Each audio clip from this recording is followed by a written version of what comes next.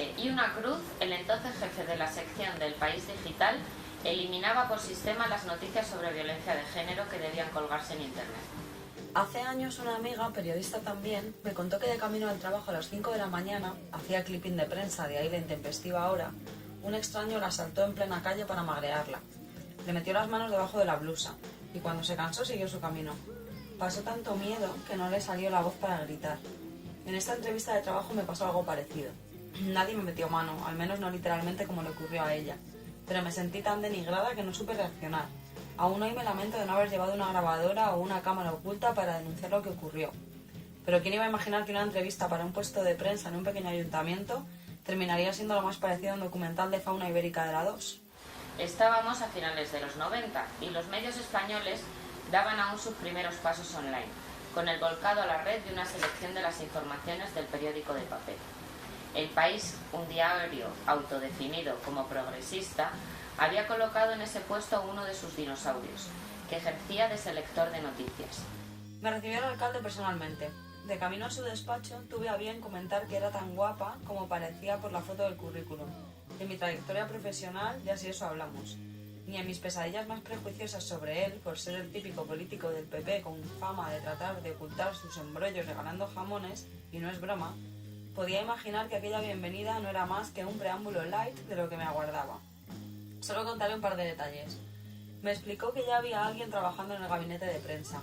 ¿Qué le hacía entonces yo allí? No tuve que preguntar. No estaban contentos con la periodista actual y claro, si yo lo convencía de mi valía, el puesto sería mío. Porque uno tiene que estar dispuesto a hacer lo que sea si quiere conseguir algo, insinuaba continuamente. Criterio periodístico tenía para otro tipo de informaciones, pero en un tema tan sensible como la violencia de género, transpiraba su machismo. Eso sí, que no faltara la crónica taurina. Cuando tenía 27 años, conocí al corresponsal de un periódico español en un país de Latinoamérica.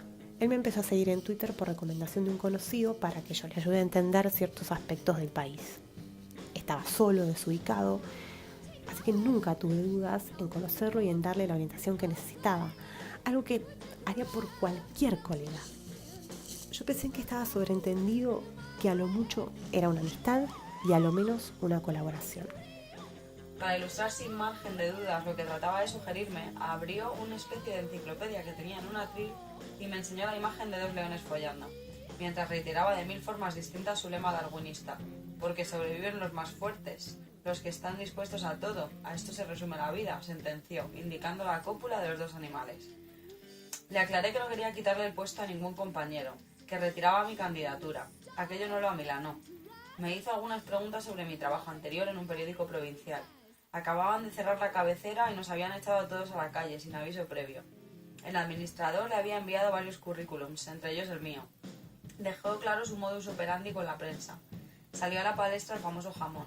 Si había que regalar una paletilla a algún periodista para callar bocas o que dieran pábulo a su gestión, se hacía. Administración local al más puro estilo Torrente. A ver, como dije al principio, yo tenía 27 y él rondaba los 50 años. Un día, el vigilante de mi edificio me dijo que alguien me estaba buscando y que estaba un poco alterado. Él sabía dónde vivía yo porque alguna vez habíamos compartido un taxi. Y como era tarde, pensé que le había pasado algo. Efectivamente, cuando abrí la puerta, lo noté alterado. Eso me dio mucha mala espina, pero asumí que todo iba a estar bien y que lo que necesitaba era que alguien lo escuchara. Así que lo invité a pasar. Nos sentamos en el sofá del salón y después de contarme que había entrevistado a un político, por otra parte, notoriamente corrupto, me reveló que sentía que no podía confiar en nadie. Y fue ahí, cuando se me abalanzó y las cosas se salieron por completo de control. Estaba a punto de zanjar la entrevista cuando el alcalde, al que Quevedo podría haber dedicado idéntico calambur que a la reina, me advirtió: «Te voy a hacer una pregunta que quizás te moleste». Me temí que fuera a interrogarme sobre si tenía previsto tener hijos en un futuro inmediato. Lamentablemente ya había tenido que responder a esta pregunta en anteriores entrevistas laborales, pero él fue más allá. Forcejé para quitármelo de encima y tratar de dejar en claro que no me interesaba tener sexo con él. Pero no terminó de funcionar hasta en cierto punto él creyó que me estaba resistiendo para tentarle más. No era así y nunca es así. Y no fue hasta que le grité: «Podría ser mi padre», que se detuvo. Se puso de pie, yo también, y me gritó: eres una ingrata, suerte tendrías de que yo te follara. Era un favor para pagar tu deuda, das asco. Y me dio un tortazo en la cara. Le grité que se fuera y por suerte lo hizo. Al otro día se disculpó vía mensaje diciendo que el episodio con el político lo había sacado de sus cabales. ¿Tú tienes muchos amantes?, me soltó, dejándome atónita.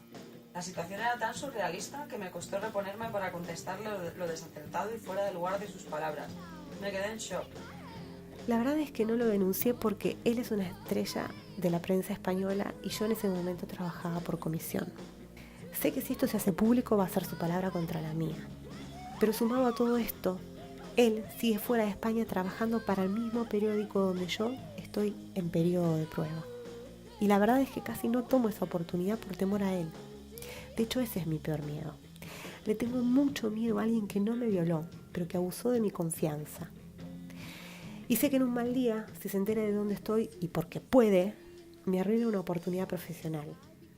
Abandoné su despacho insultada. ¿Habría hecho las mismas preguntas y comentarios de ser un hombre el aspirante al puesto? Pregunta retórica modo ¿a cuántas más habrá entrevistado este sujeto? El miedo del momento se te olvida, pero el temor de que ese degenerado abuse de poder y te joda la vida, ese miedo no se va nunca.